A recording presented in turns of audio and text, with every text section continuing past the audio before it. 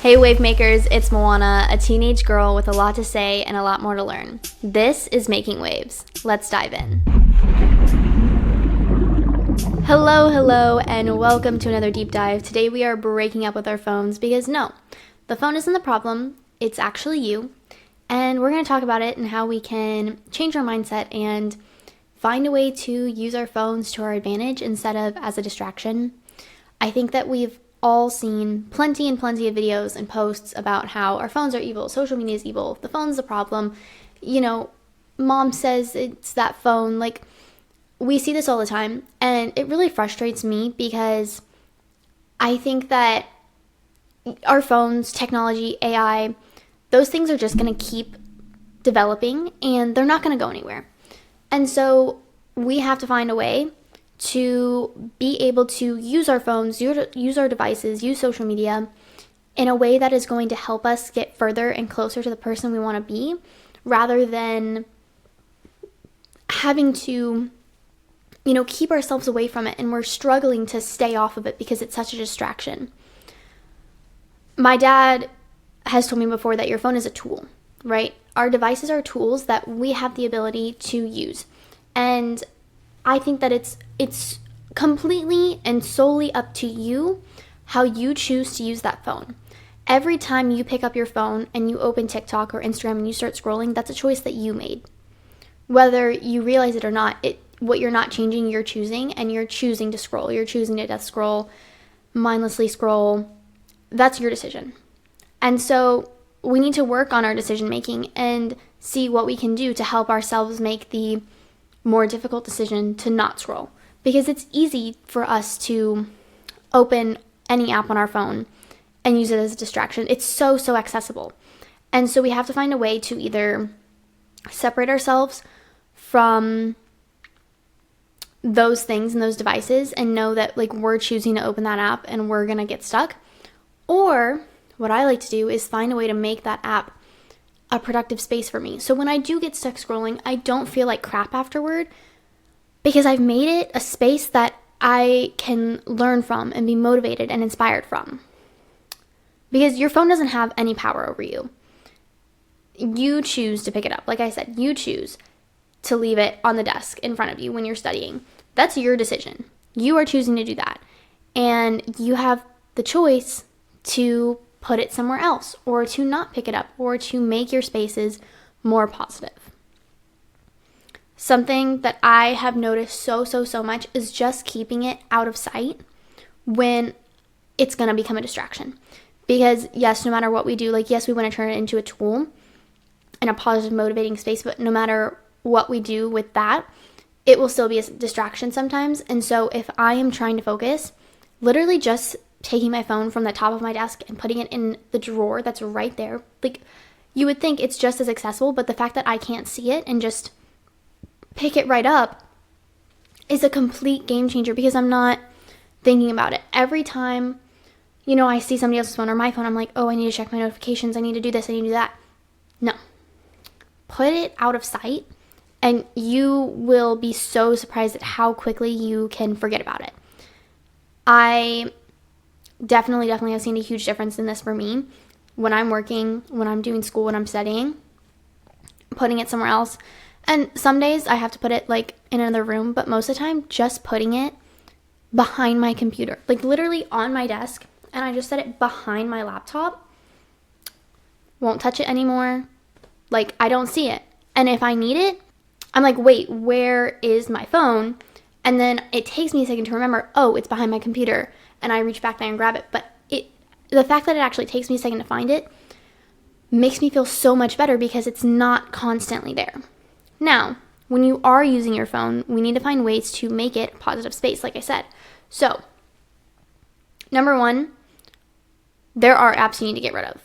Guarantee nearly every single person has at least that one app that you spend way too much time on. It is pointless. There's no positive reason to have it because you use it as a distraction. And then when you get off, you're like, God, I just wasted so much time. Or if you go and open your screen time and you're going to see that you spent 12 hours on that app last week, you're going to be like, wow, that's a huge waste of time. Figure out what apps that is for you that you need to get rid of. Just delete them. you'll forget about them in a month. Like, get rid of it. I personally, there are certain apps that used to be like that for me, and I found new ways to use them. For example, I have been playing Minecraft since I was 6-7 years old. Now I'm 17. I've literally been playing this game for 10 years. It's been on my device for 10 years. Through the iPads and phones that I've had, it's been on that device. And now I use it as a big sister, and my sister and I, or my little brother and I, will play together. And so that's become a productive app for me. Rather than something I'm wasting time on, I'm spending quality time with my siblings. We're playing a game together. And so I've switched that app. Same with Roblox. Everest, my little sister, she loves it. And so sometimes we'll play.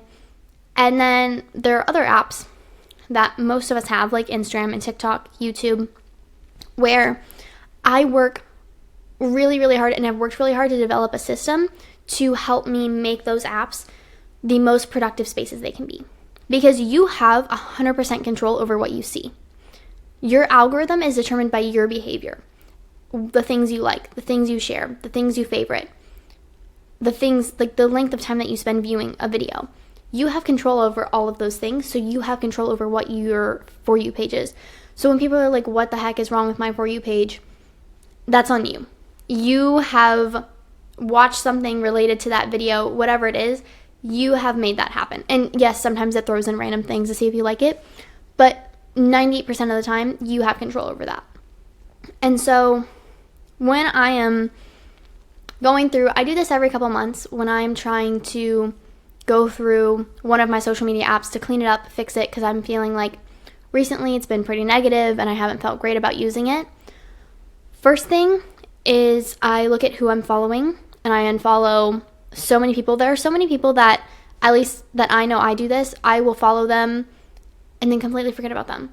Or I'll follow, like, you know, if you did give a giveaway at some point to enter and you had to follow this random account, and now you're following them still. And so I go through, I unfollow accounts that either I don't agree with what they're posting, they don't post often enough, they are negative in some way. And I encourage this so much. Just because you know somebody personally in your real life does not mean that you have to follow them on social media. You are allowed to unfollow people on Instagram who you are very close with in real life. That is okay. Because some people have accounts that they don't even post on. So there's no reason for that to take up space in your digital space. Now, if you're, sending them videos all the time and stuff like that, that's different. But for a lot of people, there are those certain people within your accounts that they have an account, you're following them, but literally they never post on it. They probably just use it to scroll themselves. There's no reason to follow that account. And so go unfollow a bunch of people. I like to have kind of a limit, not a hard limit, but just a soft limit of okay, I don't really want to go over following this number of people. And so kind of keep that in mind. It'll kind of help you keep yourself from following too many people, because there's absolutely no way that you can keep up with 2,000 different accounts. No way. It's literally, unless you don't have a life, it is so unlikely that you're able to do that. Another thing is I make collections on Instagram and TikTok for specific things that are positive. So maybe it's mindset, self-love, confidence, wellness, health, all of those things. I make specific collections so that I'm saving things that are related to those topics that I know are making me a better version of myself.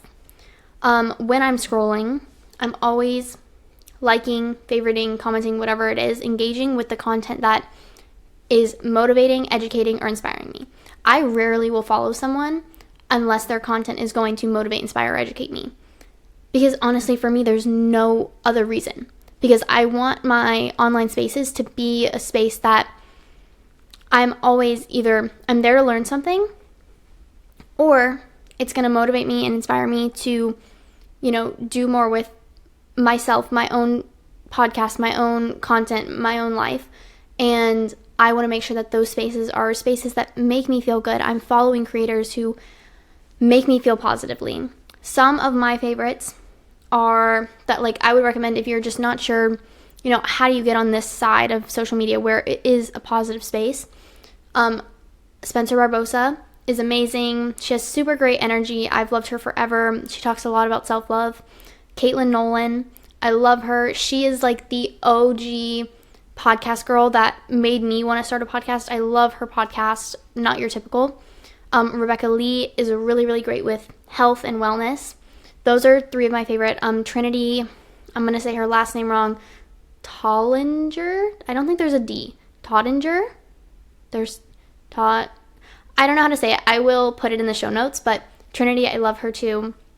And Kaylee Stewart, I think is her last name. I will link a bunch of accounts in the bottom in the show notes so that if you need a place to start to find these creators who are going to inspire, educate, motivate you, you know where you can find them. Another thing is remembering that our phones are supposed to be basically our assistants. They're supposed to help us within our life, not make it harder and more difficult. So there are a couple things that you can do to kind of embrace this, your phone is your assistant kind of a thing. So number 1 is clean it up, organize it. I have like a very aesthetic like homepage. It's got like a Ferrari on it and like quotes and calendar and like in my widgets and stuff. But I also have folders on my phone, like with my apps, like all my health apps are in like one folder, right?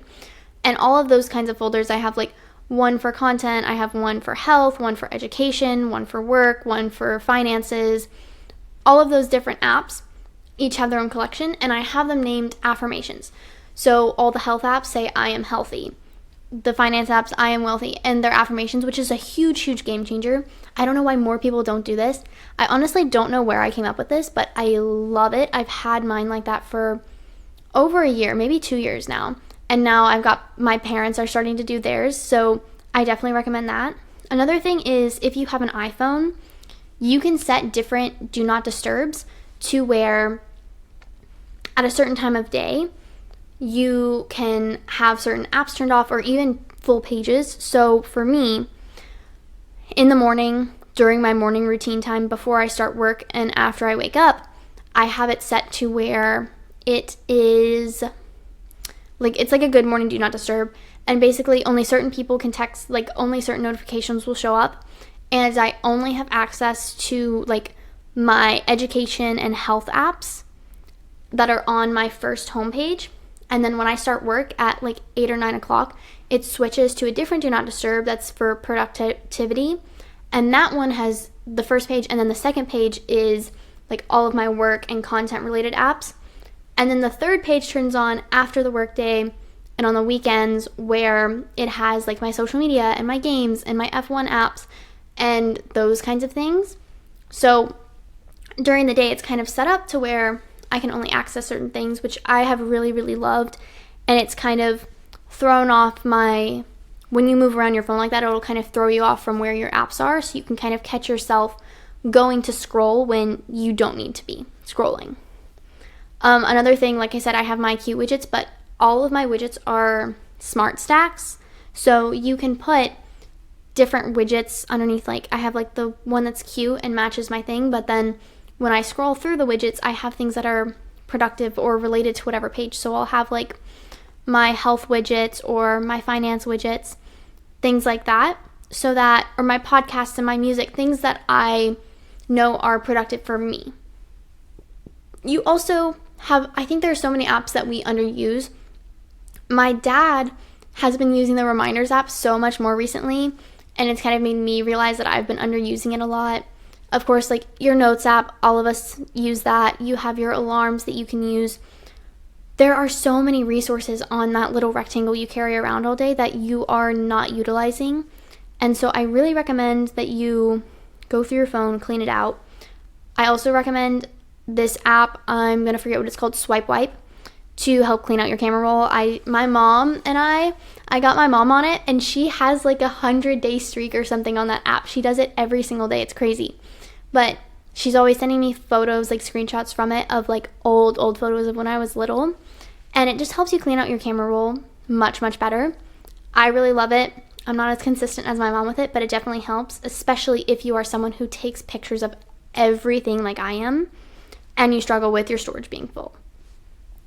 So for homework this week, pretty much this whole episode is homework. Just make your phone into a tool and use the strategies that we talked about today to turn it into somewhere that you can feel good about using it and feel productive, rather than feel like crap and beat yourself up every time you get stuck scrolling on TikTok or you get on your phone, instead of feeling like, oh, I'm so lazy. Why do I keep going back to this and distracting myself? You can turn it into a space that makes you feel positive. You learn something, you're educated, you're more productive using it.